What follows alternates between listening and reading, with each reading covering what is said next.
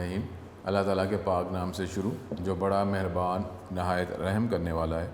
अस्सलामु अलैकुम स्टूडेंट्स, मैं हूं आपका teacher Mohammad Asim Nasar, second year ICS computer science के नेक्स्ट लेक्चर के साथ यूनिक ग्रुप ऑफ इंस्टीट्यूशन की तरफ से हाज़िर हूँ।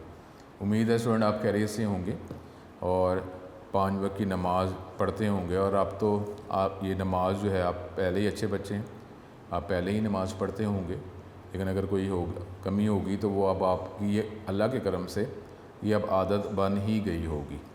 तो उसमें कल बात एक कहीं पे हो रही थी, अल्लाह करम करे। वो कह रहे थे कि अगर आप जो है बगैर किसी वजह के अगर सुकून नहीं मिल रहा तो फिर शायद गौर करें कि आपकी रूह जो है वो अल्लाह ताला का ज़िक्र मांग रही है। बात पे गौर करें कि अगर बेवजह सुकून आपको नहीं मिल रहा, आप बेसुकूनी आपको अगर सामना करना पड़ रहा है, तो उसका मतलब ये है कि आपकी रूह जो है वो अल्लाह का ज़िक्र मांग रही है। और फिर यही कहा गया है कि जो चैन सुकून जो है वो अल्लाह ताला के ज़िक्र में ही है। ठीक है, तो आप ये देखें, तो अगर अल्लाह के करम से आप 5 वक्त के नमाज़ी, तो फिर तो ये अल्लाह के करम से सुकून ही है ना। सजदा करें, देखें क्यों ना करें। मुझे तो ये होता है हैरानगी वाली बात कि अल्लाह ताला को सजदा क्यों ना करें, अल्लाह ताला का शुक्र अदा क्यों ना करें, अल्लाह ताला से माफ़ी क्यों ना मांगे, इस्तग़फ़ार क्यों ना मांगे भाई। किसी को होता है जो फिर हेड इंचार्ज है, उनसे कह सॉरी सर गलती होगी सर, आइंदा नहीं होगा। टीचर को आप कह रहे हैं कि सर वो नंबर कम आ गए, इंशाल्लाह ताला सर मैं कोशिश करूँगा अगले टेस्ट में अच्छे नंबर आ जाएँ। तो ये हम बात करते हैं, तो फिर अल्लाह ताला क्या उससे माफ़ी नहीं मांगी? ठीक है, अल्लाह ताला ही करम करने वाला है। ठीक है, अब जो है चैप्टर नंबर 13 हमने स्टार्ट कर दिया है। प्रीवियस लेक्चर में इसकी जनरल वर्किंग जो है वो हमने एक्सप्लेन की थी, समझी थी। तो अब आगे इसकी थ्योरी देखते हैं और आगे प्रैक्टिकल भी इसका एग्जाम्पल के तौर पर भी देखेंगे, उसको वर्किंग भी करेंगे। चैप्टर नंबर 13 में से लॉन्ग क्वेश्चन जो है वो नहीं आता, शॉर्ट क्वेश्चन और MCQs ही हैं। तो इसके अंदर जो प्रोग्राम्स है इसकी प्रैक्टिस तो डेफिनेटली हमने करनी है, क्योंकि इस डिग्री में नहीं अगली डिग्री में तो वर्किंग होनी है। ठीक है, और दूसरा एंट्री टेस्ट में भी आप जाएंगे तो वहाँ पे भी इससे रिलेटेड क्वेश्चंस होंगे। तो अगर वर्किंग की हो, तो अगर उससे रिलेटेड कोई शॉर्ट कोई MCQ आ जाए तो हम बेटर उसका जवाब दे सकते हैं, क्योंकि हमें वर्किंग की होती है, हमें पता होता है। ठीक है, तो अब जो है ये इसका लेक्चर जो है चैप्टर नंबर 13 की थ्योरी प्रॉपर जो है वो हम स्टार्ट करते हैं और फिर इसके एग्जाम्पल पे जाकर ये वर्किंग करते रहेंगे। तो अब ये 2 चैप्टर्स हैं, अब इसके हवाले से नंबर ऑफ़ पेजेस भी कम है और इसकी जो टॉपिक जो हैं वो इतने ज़्यादा नहीं, वेटेज भी थोड़ी सी इसमें कम है। तो इसलिए जो है अब आप साथ साथ रहें, क्योंकि चैप्टर नंबर 12 जो है अच्छे तरीके से आपने कर लिए, प्रैक्टिस कर ली है। अब इसमें कोडिंग के हवाले से मसला नहीं कि कैसे लिखा जाएगा, सिर्फ वो जो है हमें टॉपिक्स पे तवज्जो करनी है, इसकी थ्योरी पे तवज्जो करनी है, कैसे लिखा जाता है वो हमें पता है। ठीक है, तो अपना लेक्चर जो है वो स्टार्ट करते हैं। ठीक है, अपना बहुत ज़्यादा ख्याल रखें स्टूडेंट। ये अब चैप्टर नंबर 13 जो है ये हम स्टार्ट कर रहे हैं, पेज 207। ठीक है, चैप्टर नंबर 13। अब सबसे पहले ज़ाहिर है कि इसकी जो थ्योरी जो है वो हम देखेंगे। अगर फंक्शन की बात करें तो ये यहाँ से लाइंस ये आप कवर कर लेंगे। ये अगर ये बात करते हैं ये, ठीक है, ये इसका शॉर्ट क्वेश्चन आ जाएगा कि functions are the building blocks of C program, they encapsulate का मतलब है include pieces of code to perform specific operation. Function allow us to accomplish the similar kind of task. एक ही तरह के काम बार बार करना चाहें तो वो आप फंक्शन बना दें और वो फंक्शन को जब आप चलाएँगे पैरामीटर फ़र्क हो जाएगा तो उसके हवाले से वो वर्किंग कर देगा। Being forced to keep adding the same code in the program. Function perform tasks that may need to be repeated many times. और उसके बाद जो है एक लाइन अगर आप ये यहाँ से ले लें, ठीक है, ये एक सेंटेंस जुमला, function is a self contained piece of code with a specific purpose. ठीक है, ये फंक्शन का शॉर्ट क्वेश्चन हो जाता है। यहीं पे आपको एक्सप्लेन कर रहा है कि अगर हमारे पास ये अनस्ट्रक्चर्ड लिखा हुआ, ठीक है, ये अनस्ट्रक्चर्ड लिखा हुआ है, अनस्ट्रक्चर्ड जो है उसमें आप लाइंस मेन के अंदर ही लिखते रहते हैं। लेकिन जब आप बात करते हैं स्ट्रक्चर प्रोग्रामिंग की, तो आप मेन के अंदर जो है जिस फंक्शन को चलाना चाहें वो आप अलग से लिख देते हैं और उसको जब कॉल करेंगे तो फंक्शन चल जाएगा। आपने F1 जो है एक फंक्शन का नाम है, उसको कॉल किया तो वो एग्जीक्यूट हो जाएगा, उसके अंदर जो लाइनें लिखी हुई हैं वो एग्जीक्यूट हो जाएंगी।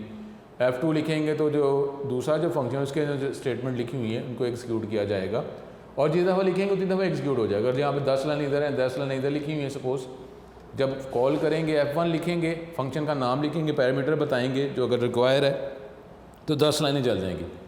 अब आपको वो लाइनें जो हैं वो बार बार लिखने की ज़रूरत नहीं होगी, लेकिन जब आप अनस्ट्रक्चर की बात करते हैं तो एक काम आपने बार बार लिखना हो तो वो उतनी लाइन्स आपको दोबारा लिखनी पड़ती हैं, ठीक है। तो ये हमारे पास फंक्शन का शॉर्ट क्वेश्चन। फिर ये इम्पोर्टेंस है कि जी फंक्शन की इम्पोर्टेंस या उसके एडवांटेजेस, ये हमारे पास टॉपिक, और इसके लिए आप जो है ये आपको ये 5 पॉइंट्स नज़र आ रहे हैं।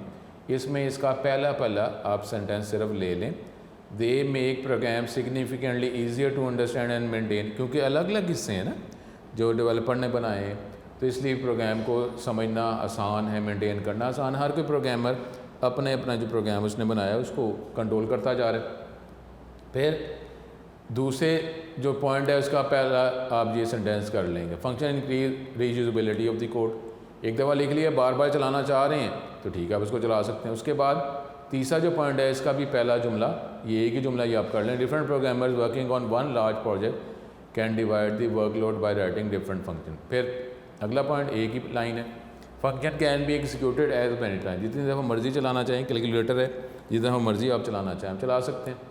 उसके बाद आखिरी, अगर शॉर्ट क्वेश्चन ये है तो हमारे पास शॉर्ट क्वेश्चन के हवाले से 3-4 पॉइंट्स ही काफ़ी हैं, 5 पॉइंट की ज़रूरत नहीं है। अगर एरर आता है बजाय इसके होल प्रोग्राम को आप देखें तो जहाँ पे एरर आ रहा है सिर्फ उसी को देखना है, उसको आप सही करेंगे तो आपका कंप्लीट प्रोग्राम ठीक हो जाएगा। टाइप्स ऑफ फंक्शंस, 2 तरह की टाइप्स हैं, built in function. Built in function की बात करते हैं तो यहाँ पर आप ये पहला पैराग्राफ ये कर लें, बिल्ट इन फंक्शन के लिए ये लिख देंगे, ये मैं मार्क करवा रहा हूँ, और साथ ही फिर आप इसकी एग्जाम्पल कर लेंगे। For example printf and scanf function, for example ये पैराग्राफ करके, बिल्ट इन फंक्शन का पैराग्राफ करके आप जो है printf और scanf एग्जाम्पल में लिख देंगे, तो ये बिल्ट इन फंक्शन का हमारे पास ये शॉर्ट क्वेश्चन बन जाएगा। फिर अगले पेज पर हमारे पास जो है ये यूज़र डिफाइंड फंक्शन की बात कर रहा है, तो उसके लिए ये हम 3 लाइंस कर लेंगे कि कई दफ़ा जो बने बनाए फंक्शंस हैं वो हमारे लिए इनफ नहीं होते, क्योंकि हमें ऐसा काम हम करना चाह रहे हैं जो पहले से प्रोवाइड नहीं किया गया, तो फिर आप अपनी रिक्वायरमेंट के हवाले से जो है अलग प्रोग्राम फंक्शन बनाएंगे, उसको यूज़र डिफाइंड फंक्शन कहा जाता है। प्रीवियस लेक्चर में जो हमने एग्जांपल ली थी, हमने डिस्प्ले नाम का एक फ़ंक्शन बनाया, जो हमारी रिक्वायरमेंट थी वो हमने बनाया, ठीक है। तो ये हमारे पास फंक्शन, उसके जो इम्पोर्टेंस, एडवांटेजेस और टाइप्स ऑफ फंक्शंस, 2 टाइप ये हमने डिस्कस किया। अब इसको हम देखते हैं मज़ीद अपने जो नोट्स के हवाले से, ठीक है। ये हमारे पास चैप्टर नंबर 13, और ये फिर हम बात कर रहे हैं कि जी फंक्शंस और उसकी इम्पोर्टेंस। ये फंक्शन का शॉर्ट क्वेश्चन करना चाहें, function is a group of statement that together perform a task. Function is a single comprehensive detailed self-contained block containing a block of code that performs a specific task. Every C program has at least one function. वो तो होना ही होना है, main function which is main, and all the most trivial small programs can define additional function. आप अपने function बनाना चाह रहे हैं तो इसके अलावा आप बना सकते हैं, ठीक है। ये हमारे पास फंक्शन का short question. You can divide up your code into separate function. How you divide up your code among different function is up to you. ये पहला पैराग्राफ करेंगे तो ये फंक्शन का हमारे पास ये शॉर्ट क्वेश्चन बन जाएगा। आप अब जो डिफरेंट रिक्वायरमेंट है उसके हवाले से आप मुख्तलिफ फंक्शंस बना लेंगे, ठीक है। अब ये इम्पोर्टेंस ऑफ फंक्शंस, ये इसका क्या फ़ायदा। Functions are use for divide a large code into module portion. Due to this we can easily debug and maintain the code. Function का फ़ायदा इस्तेमाल ये है कि जो एक बहुत बड़ा कोड अगर एक मेन के अंदर लाइनें लिखी जा रहे हैं, आपने उसको पोर्शन में डिवाइड कर दिया, ब्लॉक में, मॉड्यूल में डिवाइड कर लिया, तो इसका मतलब क्या होगा कि इसको मेंटेन करना आसान है। अगर एरर आ जाए, एरर डिटेक्ट करना, सॉल्व करना आसान है। The piece of code that is executed repeatedly, वो ऐसा कोड जो है जिसको बार बार आप चला सकते हैं, उसको आप अलग फंक्शन में लिख सकते हैं। ये इसका फ़ायदा। अब इसके बेनिफिट्स जो हम बात कर रहे थे, प्रोग्राम डेवलपमेंट मेड इजी, क्योंकि डिफरेंट हमारे पास सॉफ्टवेयर हाउस में डिफरेंट डेवलपर्स हैं, हर एक को टास्क किया गया, उसके हवाले से वो मुख्तलिफ काम वो कर रहे हैं, अपने काम करते जा रहे हैं, एंड पे उसको ऐड कर लिया जाएगा। तो इस तरीके से क्या मतलब होता है कि साइमल्टेनियसली एक ही वक्त में जो है वो इकट्ठा ही हमारे पास डिफरेंट फंक्शन पे डिफरेंट प्रोग्रामर्स जो है डेवलपर्स जो हैं काम कर रहे हैं। इस तरह मतलब क्या हुआ कि डेवलपमेंट जो है वो आसान भी और फास्ट भी हो जाएगी। Work can be divided into among project member, thus implementation can be completed in parallel. ठीक है, parallel programming it takes far less time to complete the program. Testing जो है वो आसान है कि लोकेट करना एरर को और इसको ख़त्म करना, ये डेफिनेटली आसान है कि हर प्रोग्रामर जो है जो उसने कोडिंग लिखी हुई है उसी को वो मेंटेन रख रहा है। शेयरिंग, डेफिनेटली शेयरिंग है, क्योंकि एंड पे तो कंप्लीट प्रोजेक्ट के तौर पे चलाना है। तो एक प्रोग्रामर ने जो प्रोग्राम बनाया हुआ है, जो कोडिंग की हुई फंक्शंस बनाए हुए हैं, उसको दूसरे, अब जो कैलकुलेटर के जो मुख्तलिफ फंक्शंस हैं, क्या वो एक ने ही वो सर्किट डिज़ाइन किया होगा? मुख्तलिफ जो डेवलपर्स हैं उन्होंने सर्किट डिज़ाइन किया होगा, एंड पे जो है कंप्लीट वो एक सर्किट का उसको पार्ट बना दिया गया। ठीक है, तो इस तरह यहाँ पे भी फंक्शन जो हैं जो मुख्तलिफ प्रोग्रामर्स ने बनाए हुए हैं उनको आपस में फिर कंबाइन कर लिया गया, शेयर कर दिया गया। कोई भी जो है वो फंक्शन को जो मुख्तलिफ डेवलपर्स ने बनाया उसको इस्तेमाल कर रहा है। Code sharing becomes possible, function may be use later by many other program, this mean that a C programmer can use function written by other instead of starting over from scratch, के वो खुद ही बनाना शुरू कर दे, किसी और ने बनाया हुआ है तो उसको शेयर कर लिया जाएगा। Reusability, function can be use to keep away from rewriting the same code, अलग अलग बार बार लिखना पड़े, नहीं है एक दफ़ा लिख दी है, जिस दफ़ा मर्जी चलाना चाहें, तो पैरामीटर चेंज हो जाए, वैल्यू चेंज हो जाए, तो अब वो फंक्शन जो है वो उस पैरामीटर के हवाले से वर्किंग करेगा और आंसर दे देगा। ठीक है, तो ये हमारे पास। फिर इंक्रीज प्रोग्राम रीडेबिलिटी, रीडेबिलिटी बढ़ जाती है, बजाय इसके कि एक ही जगह पे इतना लेंथी प्रोग्राम है, आप जो है अलग अलग काम अलग अलग फंक्शंस में लिखे हुए हैं, आप उस तरह उसको तवज्जो जब एक फंक्शन की बात कर रहे हैं तो वो एक टॉपिक को ही रिप्रेजेंट कर रहा है ना। तो जब हमारे माइंड में है कि ये फंक्शन ये काम कर रहा है तो तवज्जो उसी टॉपिक पे होगी, उसके हवाले से प्रोग्राम को समझना हमारे लिए आसान हो जाएगा, बजाय इसके एक लाइन से एक ही जगह पे आप लिखते जा रहे हैं। It makes possible top-down modular programming. In this style of programming, the high-level logic of the overall program problem is solved first. ठीक है, length of the source program can be reduced. क्योंकि बजाय इसके एक काम आपने करना है वही काम दोबारा करना है, तो अगर 10 लाइनों में वो प्रोग्राम वो मसला हल होता है, तो अगर अनस्ट्रक्चर्ड प्रोग्रामिंग की बातें करेंगे तो वो 10 लाइन लिखी और दोबारा अगर उनकी ज़रूरत पड़ेगी तो 10 लाइन वही दोबारा लिखें। लेकिन जब फंक्शन बना लेते हैं तो एक दफ़ा 10 लाइनों का फंक्शन बना लिया है, आप उसको कॉल करेंगे। जिस तरह कैलकुलेटर जो है, कैलकुलेटर में पैरामीटर होते हैं ना, सर्किट तो वही चलता है, पैरामीटर डिफरेंट आ रहा होता है, उसकी वैल्यू डिफरेंट आ रही होती है, सर्किट तो वही चलता रहता है। तो इस तरीके से जो है ये इससे हमारे पास जो है इसका कोड जो है वो भी कम हो जाता है। Function facilities procedural abstraction, once a function is written it serves a black box और that a programmer would have to know कि बस अब वो पता नहीं किधर है, बस सिर्फ ये आपको सिंटेक्स का पता हो कि ये फंक्शन कैसे इस्तेमाल करना है, क्या पैरामीटर बताना है। अब वो क्या लिखा हुआ है वो कंसर्न नहीं होता, बस हमें पता होना चाहिए उसका नाम और जो हमने उसको चलाने के लिए जो रूल्स फॉलो करने हैं, जो पैरामीटर 1 बताना है 2 बताने हैं, किस तरह की वैल्यू प्रोवाइड करनी है, इतना हमें पता हो तो फंक्शन जो है हम एग्जीक्यूट कर लेंगे। तो हमें ये ज़रूरत नहीं है कि उसके डिटेल में चले जाएं कि फ़ंक्शन में लिखा क्या हुआ। The factoring facilitate the factoring, every C program consist of one main function typically invoking other function each have a well defined functionality. ये फैक्टर्स बना दिए हैं कि एक मेन फंक्शन है और मेन फंक्शन के अंदर से ही मुख्तलिफ फंक्शंस को आप चला रहे हैं, हर एक फंक्शन अलग अलग फंक्शनैलिटी प्रोवाइड कर रहा है। फिर वही इम्प्लीमेंटेशन की जो बात की है कि वो इम्प्लीमेंटेशन जो डिटेल है वो क्या लिखा हुआ है वो है, ठीक है, हमारा कंसर्न बस रूल के साथ है, पैरामीटर प्रोवाइड करें। अभी तक हमने चैप्टर नंबर 13 से पहले जितने भी फंक्शन इस्तेमाल किए तो हमने बस उसका पैरामीटर प्रोवाइड किया, हमने वो जाके क्या हमने देखा कि जी उसमें कोडिंग क्या लिखी हुई, क्या वर्किंग हो रही है, बस वो जो उसका लॉजिक है उसके मुताबिक जो रिक्वायर्ड फंक्शन है वो हम चलाते हैं, पैरामीटर हम प्रोवाइड करते हैं। Function enable us to hide the implement, जैसे SQRT, लॉग, साइन, ये फंक्शंस हैं विदाउट नोइंग देयर इम्प्लीमेंटेशन। हमें ये पता होना चाहिए कि फ़ंक्शन जो है उसका नाम क्या है और उसके पैरामीटर्स क्या बताने। By hiding the implementation improve readability of program. हमें नंबर ऑफ लाइन्स पे तवज्जो करनी वो तो थोड़ी है ना, हमें वो जाके कोडिंग तो चेक नहीं करनी ना। अब डिफरेंट टाइप्स ऑफ फंक्शन की जो हम बात कर रहे थे, मुख्तलिफ तरह के फंक्शंस हैं, टाइप्स हैं, यूज़र डिफाइंड फंक्शन और बिल्ट इन फंक्शन।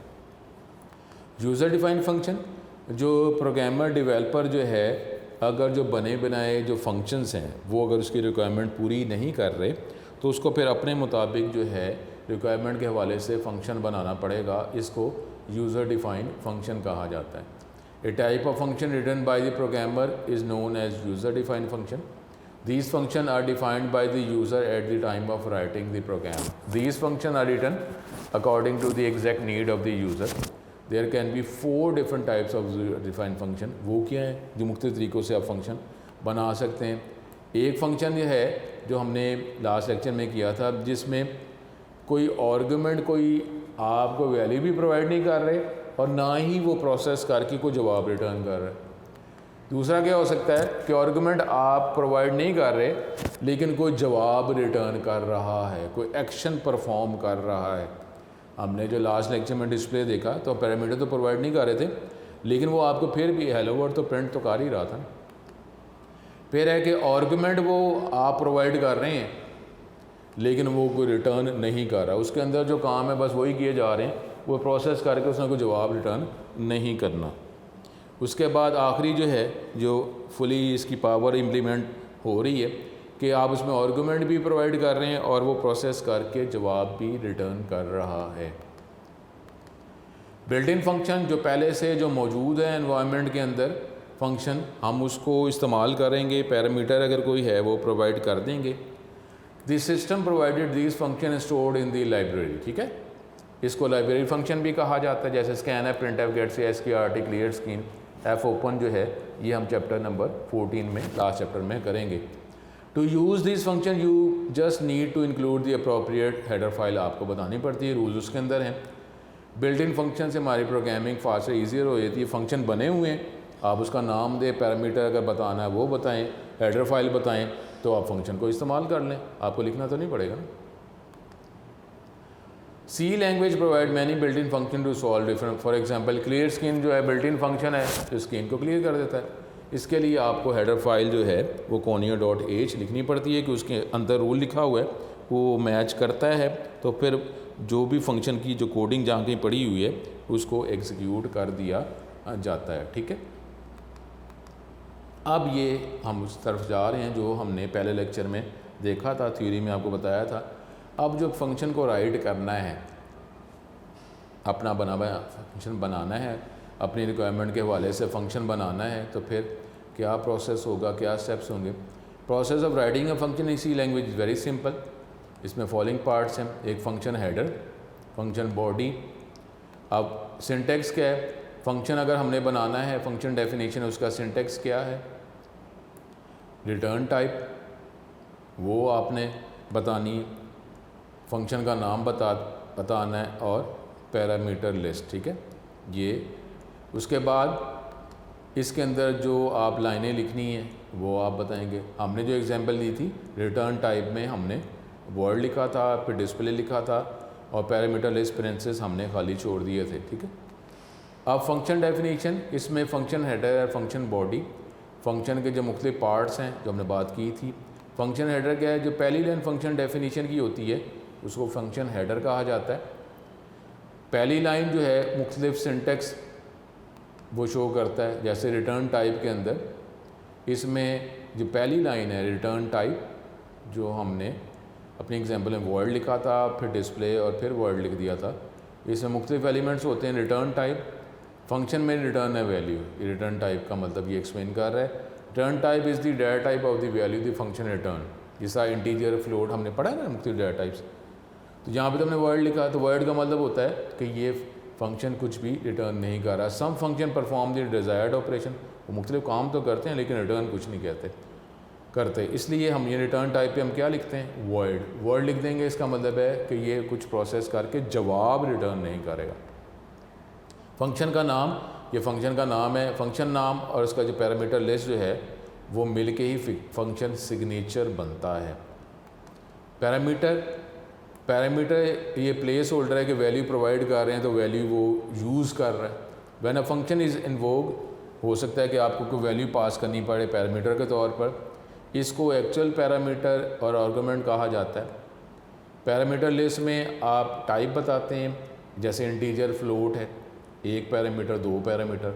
ऑर्डर बताते हैं कि जी पहला पैरामीटर इंटीजर है, दूसरा फ्लोट है, या पहला फ्लोट है, दूसरा इंटीजर है। And the number of parameters, के कितने पैरामीटर्स आपने प्रोवाइड करने हैं वो बताएंगे।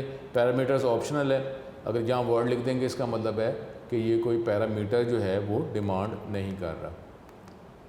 फंक्शन बॉडी, वो ब्लॉक जहाँ पे आप लाइंस लिखेंगे। Function body contains a collection of statement that defined, कि फंक्शन क्या कर रहा है। Body of function appears after function header, statements जो हैं हम ब्रेसेस में लिखेंगे। इसमें वेरिएबल बनाने तो हम वेरिएबल बनाएंगे जो फंक्शन के लिए ज़रूरत है। जो स्टेटमेंट हमने लिखनी है वो काम पूरा करने के लिए वो लिखेंगे। आर्गुमेंट जो फंक्शन को दिए गए हैं उसको इस ब्लॉक में, बॉडी में यूज़ किया जाएगा। ठीक है, तो ये हमारे पास था। अब जो है इसके हवाले से मज़ीद आगे चलते हैं कि ये हमारे पास अब फंक्शन डिक्लेरेशन प्रोटोटाइप क्या होती है। ठीक है, इसको हम देख लेते हैं। ये अब इससे अगर हम बात करते हैं उसकी टेक्स्ट बुक के हवाले से, तो टेक्स्ट बुक में ये देख लें, ये था राइटिंग फंक्शन इन सी। तो ये फंक्शन डेफिनेशन जो है उसका टॉपिक है। ये यहाँ से आप शुरू करेंगे जो अभी हमने डिस्कस किया, ये इस लाइन से, ये अगर मैं प्रॉपर कर लूँ,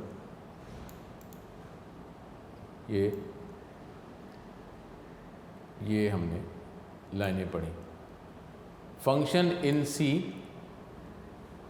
consist of a function header, ये इसकी heading writing function in C जो है, ठीक है, कैसे लिखा जाता है। ये जो है ना, ये जो लाइंस अब जो मैं आपको मार्क करा रहा हूँ, ये तो ये इसका टॉपिक है फंक्शन डेफिनीशन। फंक्शन डेफिनीशन, ठीक है, इसकी हेडिंग ये लगा लें जितना मार्क किया हुआ है, फंक्शन डेफिनीशन। ठीक है, यानी असल फंक्शन जो फंक्शन बनाएंगे तो उसका ये टॉपिक, तो इसका ये फंक्शन और फंक्शन डेफिनीशन इसकी हेडिंग लगा लें। Function in C consist of a function header, जिसमें फंक्शन को आइडेंटिफाई करते हैं, followed by the body of the function, the function between curly braces containing the executable code. Every function in C is written according to the following general form, ये इसका general form है। Return के spelling करना चाहें सही कर लें। Return type, function name, parameter list, फिर एग्जीक्यूटेबल स्टेटमेंट जो आप चलाना चाह रहे हैं, कोई वैल्यू अगर रिटर्न होगी तो हम रिटर्न के लफ्ज़ से लिखेंगे। आगे मज़ीद अब फंक्शन हेडर का अलग टॉपिक वो बता रहा है। फंक्शन हेडर क्या है, ये आप करना चाहें तो ये इतना कर लें। ठीक है, फंक्शन हेडर, इसमें the first line of function definition, ये जो लाइन है, ये वाली लाइन, इसको फंक्शन हेडर कहा जाता है। इसमें क्या बताते हैं, रिटर्न की type, function name, parameter list, तीन हिस्से बताते हैं कि type of the return value, name of the function, parameter जो आप प्रोवाइड करते हैं। Return type can be any valid data type, ठीक है, इंटीजर, फ्लोट, कुछ भी हो सकता है। अगर if the function does not return A value, function को वैल्यू रिटर्न नहीं कर रहा तो रिटर्न टाइप में हम वर्ड लिख देंगे। फंक्शन जिसके पैरामीटर नहीं है, तो कोई पैरामीटर प्रोवाइड भी नहीं किए जा रहे, तो फिर हम पैरामीटर लिस्ट में भी वर्ड लिख देंगे। हैंस अ फंक्शन, जैसे जो कोई पैरामीटर वो उसको प्रोवाइड भी नहीं किया जा रहा, ना ही कोई वैल्यू रिटर्न कर रहा है, तो वो उसका ये सिंटेक्स, ये जो हेडर के अंदर जो सिंटेक्स भी तो इसके साथ ही मैच करता है ना, तो फिर हेडर आप ऐसे लिखेंगे, वर्ड, फंक्शन नेम और वर्ड। हमने जो एग्जांपल पिछले लेक्चर में की थी तो क्या था, डिस्प्ले था ना, वर्ड, डिस्प्ले और फिर वर्ड हमने कर दिया। ठीक है, तो ये हमारे पास फंक्शन डेफिनीशन और फिर फंक्शन हेडर। उसके बाद है कि however the keyword word is optional, हमें जिस तरह हम वर्ड में इनके बाद कभी वर्ड लिखते हैं कभी नहीं लिखते, तो ये ऑप्शनल है। तो अगर आप नहीं लिखेंगे तो उसका मतलब है कि ये वॉइड ही है। बाद में जैसा ये अब ये प्रिंसेस खाली है ना, इसका मतलब क्या है कि ये वॉइड ही लिखा हुआ है। वॉइड लिखें या ना लिखें, पहले ज़रूर वॉइड लिखना है, उसको नहीं खाली जोड़ा जा सकता। फंक्शन बॉडी ये अलग से शॉर्ट क्वेश्चन। वेरिएबल डिक्लेरेशन, इसमें वेरिएबल बनाएंगे और जो लॉजिक को एक्सप्लेन करने के लिए, इम्प्लीमेंट करने के लिए जो लाइंस लिखनी है वो आप लिखेंगे। फंक्शन जो बॉडी जो आर्गूमेंट अगर कोई पास किए गए हैं उसको इस्तेमाल करेगा, ये कर्ली ब्रेसेस में लिखेंगे। और फंक्शन को किसी और फंक्शन की बॉडी में इसको कॉल किया जा सकता है। फिर रिटर्न स्टेटमेंट, रिटर्न स्टेटमेंट अलग से हमारे पास शॉर्ट क्वेश्चन। अगर फंक्शन ने कोई वैल्यू रिटर्न करनी है तो फिर हम रिटर्न स्टेटमेंट इस्तेमाल करेंगे। दी रिटर्न स्टेटमेंट ये सारी अभी हमने, ठीक है, एग्जांपल मैं आपको करके बताऊंगा, वैसे अभी परेशान इस तरह होना नहीं है अभी। Return statement is use to specify the value return by a function. Return expression ये इसका सिंटेक्स है, ठीक है। अब ऐसे अगर हम देखते हैं कि इसको अगर हम इसको एग्जीक्यूट अगर करें, ठीक है, इसको हम देखते हैं कि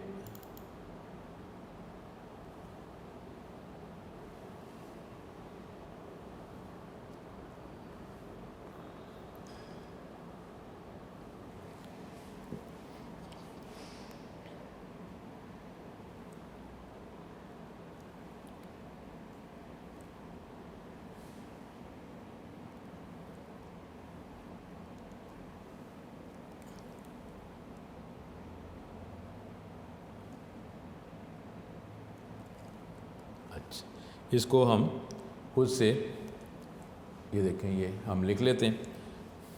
इधर देखें, हमने अब इसको आपको करके बताता हूँ जिस तरीके से हमने लिखा था।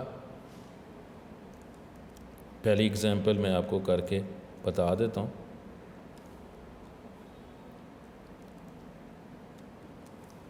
ये इसके अंदर ये मैं ख़त्म कर देता हूँ सब कुछ। इधर हमने डिस्प्ले के फंक्शन को कॉल किया और इसी नीचे हमने डिस्प्ले का फंक्शन लिख लिया, ठीक है। अब ये देखने में आपको करके बता रहा हूँ।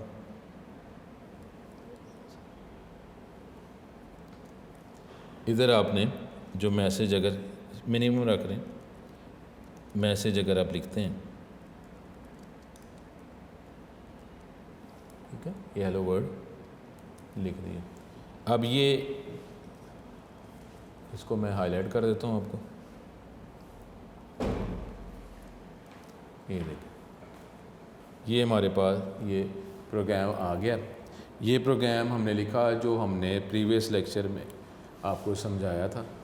और अब ये देखें यहाँ पे इधर हमने सेमीकोलन लगाना है, क्योंकि इधर प्रोटोटाइप में वैसे ही है जिस तरह पहली लाइन है, लेकिन आप इसमें आखिर में आपने सेमीकोलन लगाएंगे।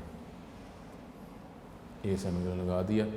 ये हमारे पास प्रोग्राम है, इसको जो हम चलाएंगे तो कंट्रोल, ठीक है। अब आंसर क्यों नहीं आया, आंसर जवाब क्यों नहीं आया कि देखें वो हमने वो गेट ch नहीं लिखा हुआ, मिनिमम रखा है ना। तो उसके लिए हम क्या करते थे, आप ये विंडो में जाकर ये यूज़र स्क्रीन, ये देखें, ये हेलो वर्ड आपको नज़र आ रहा है, ठीक है, ऐसे ही है ना। अब ये हमने ऊपर ये प्रोटोटाइप बताई हुई है, ये जो लाइन, फिर ये फंक्शन को कॉल कर रहे हैं। अगर आप इसको दोबारा चलाना चाहें, सपोज़ मैंने ये लिख दी है और ये जो मेरा फंक्शन है ना, ये हेलो वर्ड ही प्रिंट करता है। तो अब मैं मिनिमम हम कर रहे हैं, मैंने दोबारा इस फंक्शन को चला लिया, एग्जीक्यूट कर लिया। अब वो देखें, वो नीचे जो फंक्शन जो अभी तो एक ही लाइन लिखी हुई है ना, एक लाइन लिखी हुई है, अगर वो उसके स्पेलिंग हम ठीक कर लें, स्पेलिंग तो जाहिर है वही रखने हैं, ये अगर आप कर लेंगे तो फंक्शन जो लिखा हुआ है, आप दोबारा इसको चलाएंगे तो फिर क्योंकि हमने गेट ch नहीं लिखा हुआ, गेट सी एच नहीं लिखा हुआ तो ऑल्ट F5 ही हमें करना पड़ता है। तो आप ऑल्ट F5 अगर प्रेस कर लेते हैं तो ये देखें जिस दफ़ा चलाया है, क्योंकि बैकस्लैश n वगैरह नहीं है तो हेलो वर्ड के आगे ही हेलो वर्ड प्रिंट करता जा रहा है। तो ये हमारे पास जो है जो पहला प्रोग्राम जो था उसकी हमने एग्जांपल वर्किंग भी कर ली है।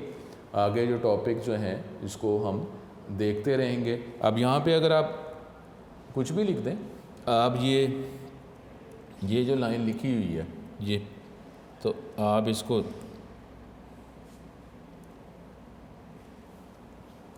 दोबारा लिख दें।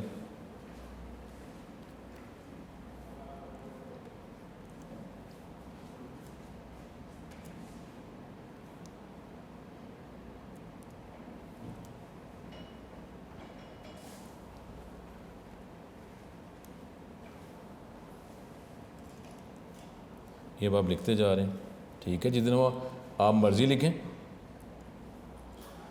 अब हेलो वर्ड प्रिंट करते जा रहे हैं।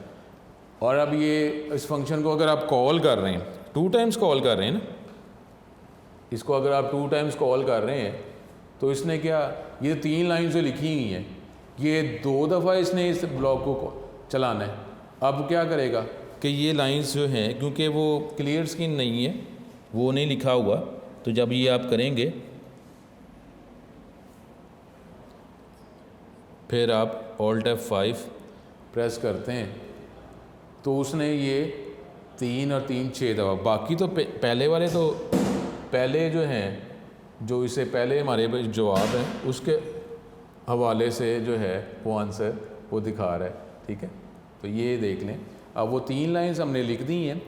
अब उसको जब चला रहे हैं तो वो 3 लाइन जो है वो बार बार एक्सिक्यूट करता जा रहा है। तो ये आज का हमारा लेक्चर था, ठीक है, परेशान ना हो ये। और हमें यही कहा था, हमने बात की थी कि चैप्टर नंबर 8 में जो वर्ड जो है मेन से पहले वर्ड बाद में जो है उसको हम डिटेल में चैप्टर नंबर 13 में क्लियर हो जाएगा। तो ये हमने ये फंक्शन एक सिंपल सा बनाया है। आगे आगे इसकी वर्किंग भी एग्जांपल्स भी बढ़ती जाएगी और थ्योरी भी हम देखते रहेंगे, तो इंशाल्लाह ताला कवर हो जाएगा। और इसमें थोड़ा सा एडवांटेज ये है कि इसका लॉन्ग क्वेश्चन नहीं आना, शॉर्ट क्वेश्चन और MCQs ही हैं, तो ठीक है। तो इस हवाले से तैयारी करें, हम बहुत ज़्यादा ख्याल रखें। नेक्स्ट लेक्चर में आपसे दोबारा मुलाकात होगी। अस्सलाम वालेकुम।